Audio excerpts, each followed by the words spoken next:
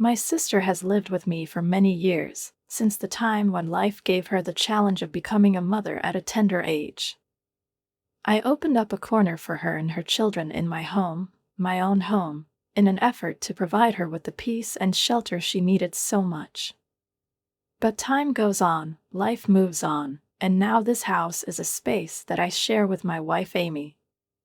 Amy and I have been together for 4 years now. Our union has become a fortress, where every corner, every meter of this space bears the imprint of her taste, her care, and diligence. Amy wants to create a garden here, which will bloom in bright colors in the spring, giving our house a special warmth and comfort.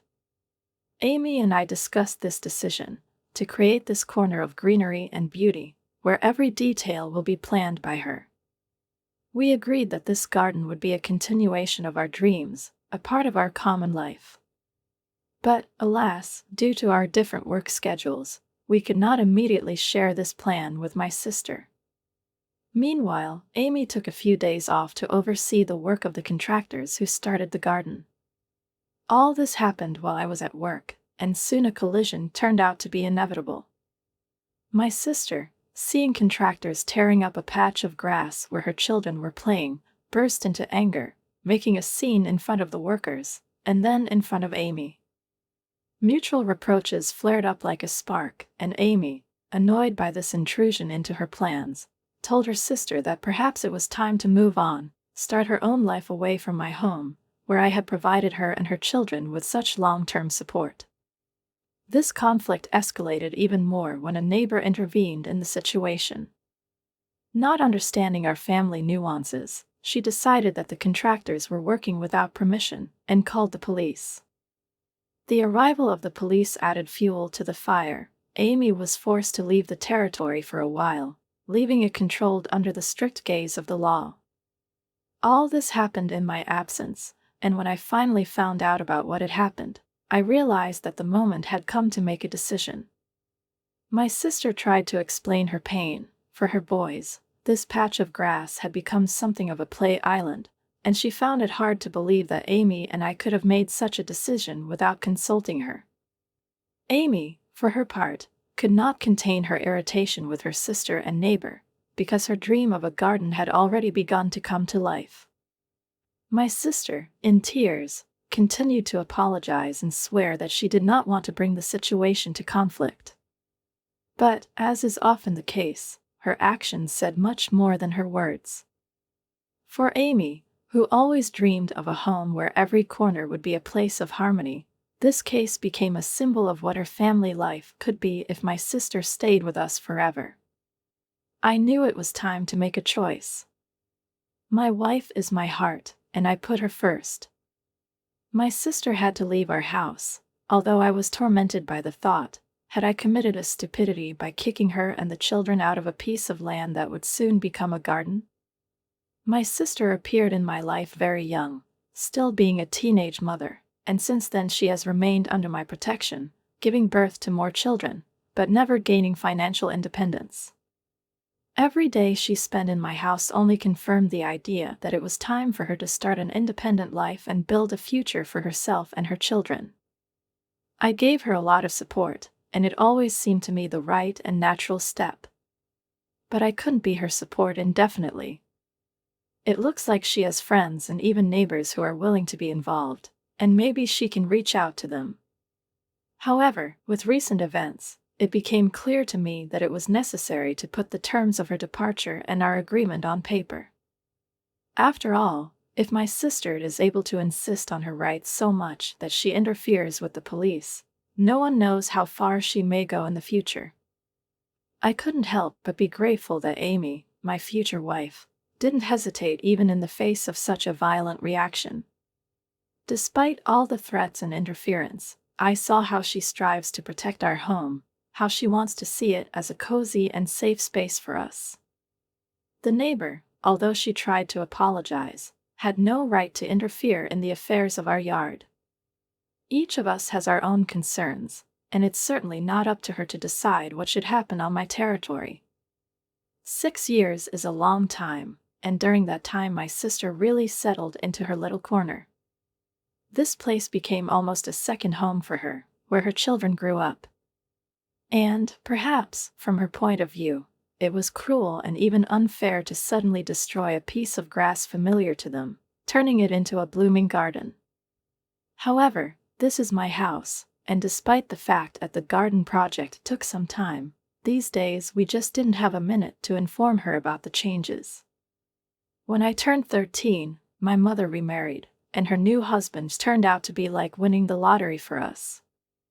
His family, like a bright light in a dark corridor, brought changes that literally changed my life.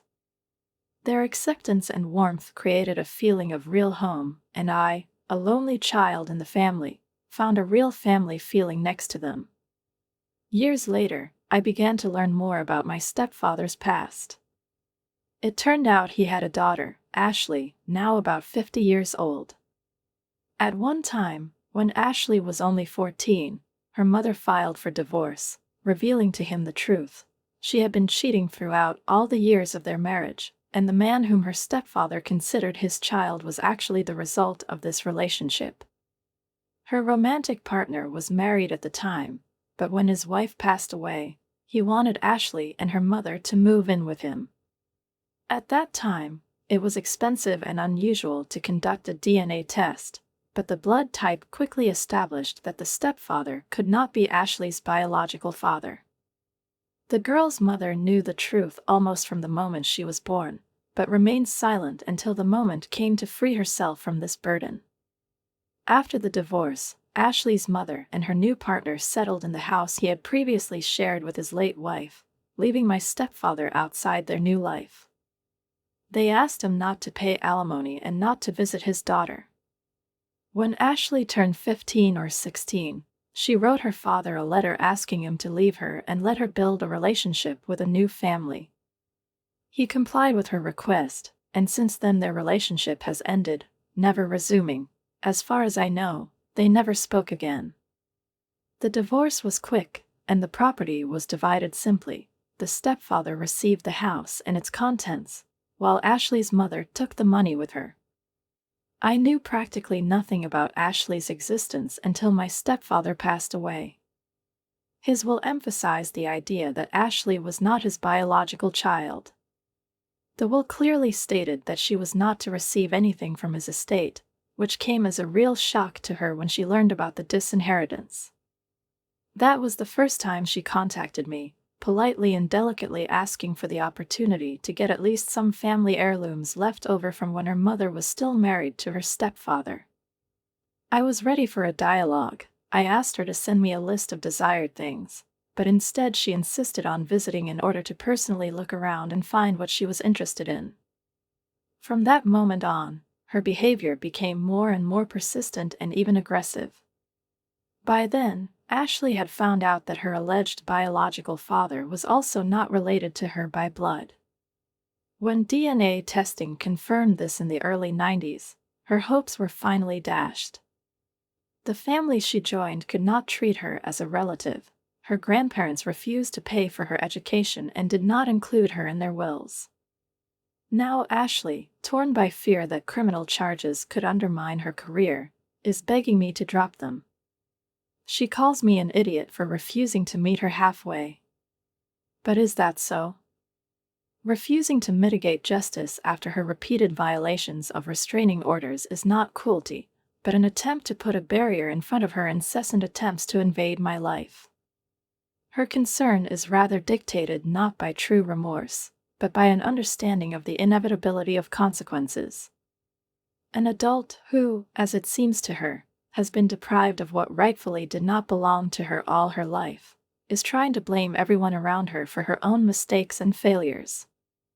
But she's well into her 50s, and instead of endlessly harassing me and showing her resentment, she could have shown common sense by asking for help from those who could still support her, even those whom she previously rejected. Meanwhile, my days pass in anticipation of new challenges. Despite Ashley's insistent pleas, I have no intention of backing down, because her intrusions have deeply hurt both me and those who are dear to me. My wife, kind-hearted and calm, finally said everything she had kept to herself. She sees how this whole drama has dragged on, and how the shadows of the past, coming to life in a new guise, destroy our present. And I can't let her suffer because someone refuses to admit their own mistakes and continues to wreak havoc. Ashley seems to think that her pain is above mine or above the peace of my family. Perhaps she could have found peace with herself if her mother had taken a different path in the past, rather than leaving her fate to the mercy of circumstances. The man she considered her father was not her real father, and as soon as the truth was revealed, although he did not break ties, he did not become a part of her life. On this basis, and because of long-standing family secrets, bitterness lurked, fueled by unsolvable questions. It seems to me that when it comes to family, the truth is a knife with two blades. I realized that maybe I should have told this woman about Dave's illness after the party, but would that have made any difference? After all, the truth would sooner or later break free, and this woman, already deceived, would eventually find out that the man she trusted and let into her house was using her for his own benefit. Of course, my family chose a different position. They've been turning a blind eye to Dave's manipulations for decades, as if it was more convenient to just ignore it. And every time I or someone else tried to open my eyes to who he really is, they built a wall of resentment and accusations. Perhaps, deep down, they have long reconciled to the fact that Dave is like a kind of family stain, which is easier not to see than to wash away. My mother and grandmother, like the rest of the family, would have preferred to maintain the illusion of peace and quiet, even if it meant playing let's pretend. However, when I told the truth, the whole facade collapsed. They weren't mad at me for offending Dave or ruining Grandma's party, but for forcing them to face something they stubbornly avoided. It happens that older family members build an illusion to protect themselves from the bitter truth. It is easier for them to resent the younger one for not playing by the rules, for violating the order that they have created so long and carefully. And after all, in my own way, I understand them, their familiar world, where you can deceive yourself and pretend that Dave is just a little unlucky, has become a comfortable reality for them. Maybe I should have done it differently, but I still feel like I'm not to blame. I was just trying to save that woman from further resentment and disappointment, because I know what's going to happen next. As soon as Dave loses her support, he will turn to his family again, and all his old manipulations will turn against those who once accepted him. It seems that the relationship with your sister and the family dynamics associated with her anxiety immerse you in a complex interweaving of emotions and responsibility, where at first glance it is difficult to find a way out. On the one hand, she is given excessive attention by her parents, and her anxious states seem to justify all her whims and offensive remarks that she throws at you. It feels like she sees you as a kind of target, a person who copes with adult responsibilities and lives without excessive care. For her, this may be a painful reminder of how much her life is different, which creates envy and a desire to belittle you, as if to prove, you're not that good. Her banter about your supposed incompetence as a mother-to-be, especially under the influence of a far-fetched fear of others, sounds like a way to protect your position in the family. They give her the opportunity to make you look heartless and inconsiderate, while she herself remains the one who needs special care by default. But it is worth noting that you have already experienced and overcome a lot in terms of anxiety, learned to find strength in yourself, cope on your own and take responsibility for your actions. And instead of supporting you in this, your sister, like your parents, seems to be trying to pull you back into their unhealthy comfort zone, where anxiety justifies a lack of independence. Your reaction may have seemed harsh to the family, but she was honest and, perhaps, for the first time revealed to your sister the truth that she had been trying to ignore for so long. After all, sometimes it is necessary to remind people that tolerance towards them is not unlimited, that the rudeness and ingratitude coming from them will not go unanswered. And if your parents have probably already come to terms with constant concessions in her direction, you don't have to put up with the same. You made it clear to her that her constant accusations and attempts to humiliate you no longer work. Such a confrontation is not just a random family conflict, it is a cry of your independence and maturity, that you will no longer become the person on whom you can blame your fears and disappointments.